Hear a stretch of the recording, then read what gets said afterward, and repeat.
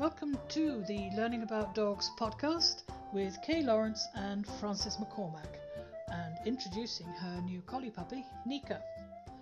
This series is going to be focusing on all those questions that arise when you try and survive that first year with a new puppy. So let me introduce Frances to you. She has just got herself a new puppy called Nika. We'll talk about the name in a minute. So my first question is, really, why did you decide that this was the right time to get a puppy? I had been thinking for a while that Tiernan, who's the other dog in the house, he's 3 years of age. I'd been thinking for a while that he needed a companion. He'd started to play some very species-specific games with me. He was trying to do zoomies with me and to get me involved in them, trying to play chasing games with me, Uh-huh. trying to gently mouth my hand as though he wanted me to do it back. And there was a sense that he would really benefit from a canine companion. Now, he loves other dogs, but it was something that I'd been thinking about for a while, but I just wasn't sure that he was ready. Uh-huh. Yeah. Yeah. Or, I I mean, mean, is it ever the right time? Do we ever know it's the right time? I think it's easier to say it's not the right time than it is the right time. yeah, because you don't know how it's going to be until you've seen how it is, really. Mm-hmm. I mean, is there a kind of a benchmark that you use for judging when is right and when is not? Um, if you look back on it, you can think, oh, that wasn't the right time because I never thought A, B, or C beforehand. But um, yeah, it's difficult. You feel ready for it. I think, as you said, you know, it's how would another dog fit into the family at this time? Mm, Yes. And you know what all the books say and all the books don't say. There is no right or wrong answer. It is whether it feels comfortable at the moment and you've got the time to commit to it. yeah. And I think you can tie yourself up in knots, can't you, with all of the what ifs, Oh yes. Oh yes. Yes. And Yes. and Yes. we're Yes. far more resilient, I think, than we give ourselves credit for in dealing with the what ifs. Yeah. But it was perfect in terms of my life situation. I'm working from home at the moment, so I Oh, have there we are. ample time to be there for a puppy and helping that settling in process. So it seemed to be a good time for it, as you said. So the Felt biggest right. question was not so much whether you're ready, is would it be suitable for him at 3 years old to have a young lady in his life? Yes, indeed. And it was something I agonized over because he is very fond of his time with me. He Mm-hmm. finds it very rewarding, and I was wondering how would another dog slot into that? I mean, do you Yeah, think that that's yeah, a challenge for yeah. dogs? I don't know. I think I always think when the second one or the junior comes to the house, they don't know anything about the time you've spent with the other dogs. But the Mm, other dogs will certainly notice that you're now spending less time with them. So right. that's a major consideration that he's had you to himself. I suppose it's this sort of one sibling, and when the second one arrives, it's the first one that is going to object to it. But I Hmm. think that is something that absolutely needs to be planned and carefully considered because it's him that would wonder why he's suddenly not the centre of attention anymore. Yeah. Yeah, so planning that he still has his precious and valued time with the people in the house and the games he likes to play is not at a cost of the puppy coming, because the puppy doesn't know any different. You know, the Yeah. puppy doesn't know that they're special or they're suddenly the centre of attention. You know, they'll just slot Mm, into being number two. Um, yeah.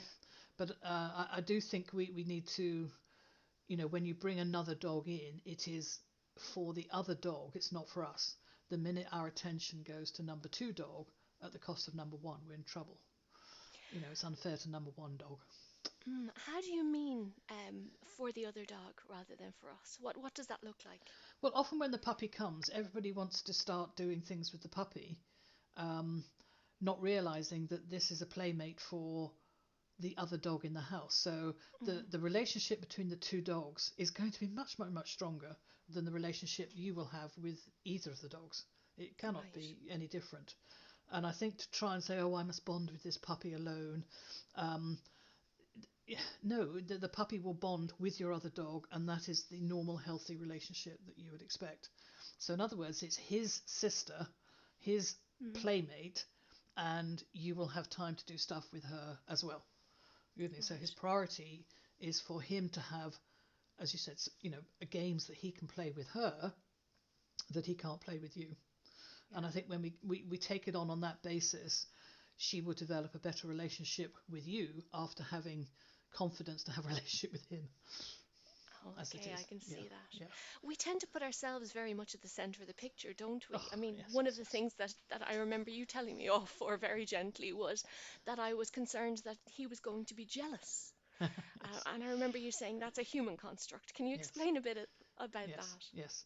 Yeah, I don't think dogs have jealousy. I think if there's just an opportunity for reward. So if you've got two dogs and you're giving one dog a fuss or one dog a treat, the other one is Hmm. not jealous. They're just going to go, oh, is there some for me as well? But Yes. often people will say, oh, no, no, it's not your turn. Don't be jealous of what he's getting. No, I'm not jealous. I just don't want to miss out.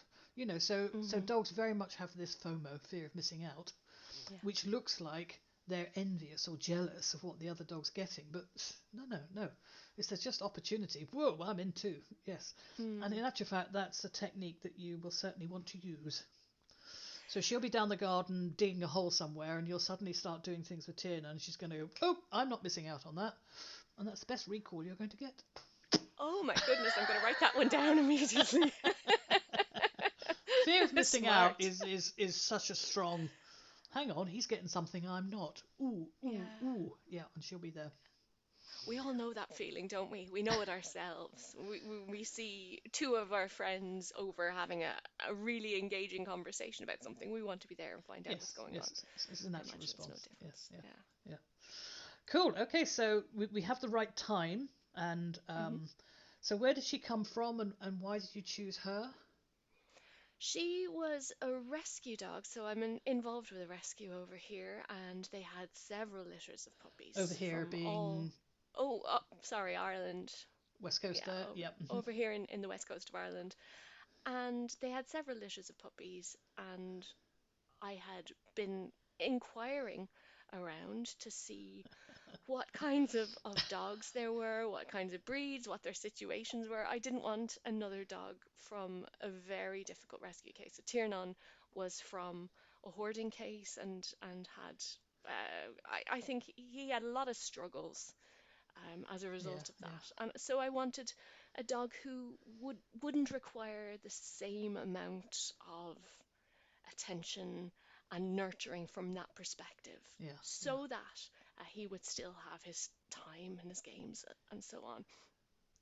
So I had found a dog who had given birth to four puppies in the pound, and they'd immediately been moved into a foster home, very, very well experienced foster home. And I went out to see them, and she was the one Ooh. who bit my nose and made Oh. me laugh. Oh boy, I didn't realize that spelled trouble, but she made me laugh, and so there was really no Yeah, choice. You yeah, go to these situations with an idea of I'm going to choose the puppy who, and it never works out that way. It's yeah, never worked yeah, out that way for me at least. yeah, yeah. My very first collie, I definitely went to get a little tricolour that the breeder had described to me because I just lost my tricolour Cavalier and I wanted a tricolour. And Right. back then there wasn't anything looking online. She just wrote me a letter with some photographs, I think, with them about 4 or 5 weeks old. And it was a long drive to go down and see them. And I'd fixed in my mind I was going to have the little tricolour boy. And I Right. tried everything to get him to play with me. No, he wanted to go and do this, he wanted to go and do that. And every time I looked around, there was this other little nuisance chewing my shoelaces, and I kept throwing him off. And he was called Womble. And I thought, oh gosh, who could have a puppy called Womble? Yeah, anyway, Womble came home, and he couldn't have done any more for me than he did. We went Right. so far, so many places, and he was the start of my line. But yes, our expectations of the puppy we're going to choose, and I sat there, I don't know how many, maybe 4 or 5 generations later, with somebody who was probably taking up to 4 hours to choose their puppy, and Oh they had gosh. the choice of the puppies, because their dog was the father of the litter, and goodness me. And she was lying on the floor. She had each puppy out one by one. Went through all these, went through all that, and then went for a walk, and then went back again. And I knew everybody else was waiting on the end of the phone for me to tell them she has chosen. Mm-mm. And she Hmm. went back in again, and she said, "Well, I ought to have this one because this one's this, that, and the other. But I'd rather like that one because that one does this, that, and the other." And and it was like Oh my weighing up the goodness. pros and cons. And her husband and I stood there, and I said, "Yeah, but that one makes you laugh." "Oh Hmm. yes, it does." So that's the one that went home with her, and she became a champion. So that's my first recommendation. That connection that comes from the one that you can't stop looking at, the one that makes you laugh, even if it's ridiculous and clumsy and foolish, or it's makes you laugh because it just falls asleep. You with me? There's something about Hmm. it that just gets an emotional response from you, the right sort of Yeah. emotional response. Yep. Carry on. So does she still make you laugh? She does. She's a comedian. Whether she's throwing herself around the room, she's so dexterous and so nimble, or up to mischief, managing to squeeze into the tiniest spaces to find a shoe that she'll then kill in the hallway. Oh, She's yes, yes, just yes. incredibly entertaining to be around puppies. I'd forgotten it actually. I can't think there's more reason than choosing a puppy for that. Are you with me? That you Yeah. just love watching them. When I went to pick up Merrick, there was what is a very large litter, 10 or 12, I can't remember. And there was one dog pup. I was going for a bitch, and there was a choice of about 9 bitches. Unfortunately, all Gosh. had different colour collars on, so you could go, is that brown or is that chocolate? Yeah. But there was one dog pup, one male pup, that when he moved, both of us, myself and the breed, just went, "Oh, look at him." "Oh no, let's look at the girls again." And off he went again, trotting along with a piece of fluff or something. "Oh gosh, look at him." And I said, "Do me a favour and put the boys away because I keep looking at those boys." So it was just watching him, the way he moved. He was a superb mover, even at six Yes. weeks old. And sure enough, it came through that, what you get at 6 weeks old is what you're going to get at a year old. Stunning dog. So, the ones that are you can't have because somebody else has chosen them or they're not the right sex, they shouldn't really be in your eye when you're Hmm. sitting looking at the puppies. Yeah. There's so much advice that circulates about how to choose a dog. I Yeah, remember yeah. 15 years ago when I was choosing my first puppy and being told not to go for the one who was the most confident to Mm, approach and not to go for the one who was huddling over in the corner, but to look for one who was kind of in the middle, mm. slightly curious, but also not too bothered. And I think that's in many ways reflective of how much advice we're receiving about Yes, living yes, yes. with dogs. Well, there used to be all these temperament tests that you were supposed to run these puppies through, Really? through to making sudden noises, and the puppies should all run away at 6 weeks old. So you'd have a test for assessing puppy resilience at 6 weeks old. So you'd make a loud noise, and they should all run back to the den, which is exactly the right response. And the one that Right. doesn't run away, no, don't take him. And then you look at how quickly they recover from it, and take the ones that recover first, not the ones that don't take longer to, and all these Mm. they call temperament tests, and certainly 20, 30 years ago, I remember playing with them and the puppies, and somebody said, "Oh, can we do a temperament test?" And I said, "Not bloody likely, you're not doing that to my puppies." Yeah. Apart from the fact that if you made a loud noise, they all went, "Yeah, so what, we've heard that before." Because Mm. they lived around me, so things that would frighten them were not going to happen. And were they used to noises that were slightly disruptive? Yes, but these were brought in on a fading process, not on a suddenly trying to frighten the puppies to see how Yeah. quickly they'd recover. Oh, there was Yeah. all sorts of horrible things on that. But yes, It's there's really. certain aspects like, if you want a dog to do things with you, are they quite content to sit and watch your face? The puppy that really is always facing away from you playing with the other puppies, yeah, that's fine. But if you want a dog that's going to be looking to you for information a lot, that's maybe not the puppy you would choose, but that would be absolutely perfect for somebody else who doesn't want to be stared at by the puppy all the time. So, they come in all different packages, and I think that sense of connection you get to a puppy is the one that's going to last you for life. Yeah, the one that makes you laugh. And you said that what you see at 6 weeks is what you see at a year old. And a puppy who's not, who's sitting with their back to you and not engaging with you by looking at your face and so on, you're likely to see that continue. Is that the case? I think that the term is what you have at 6 weeks old, you can go to the bank with, more in the way of Right. structure. Yep. Okay. So if their feet turn out at 6 weeks old, they've got the 10 to 2 feet at the front, Hmm. they're going to have 10 to 2 feet at 10 months old. It's not going to change. Okay. Um, but I would probably agree to some degree that puppy that's not finding people fascinating and watching a face and going, oh my goodness, it changes shape. Oh my goodness, it makes noises. Oh, I do like faces. That dog is likely to be interested in faces for the rest of its life. Could you mold one that has no interest in faces? I think it's a hard fight. But Right. if you're working in, say, a border collie out on sheep, would it give a damn about your face? Not really. No. You with me? So you choose it for what you want it to do. So it might be at 6, 7 weeks old using all the other pups as pseudo sheep, and you Hmm. think, whoa, yes, this is the talent I want because that is showing at this early Right. stage. So that is what you're looking for. But yeah, and there's certain activities you want where the dog is outwardly focused but sound responsive, as opposed to be focused on your face all the time and visually responsive. So Yeah. yeah, different dogs are different things. Cool. Okay, so how did that first week go? It was busy.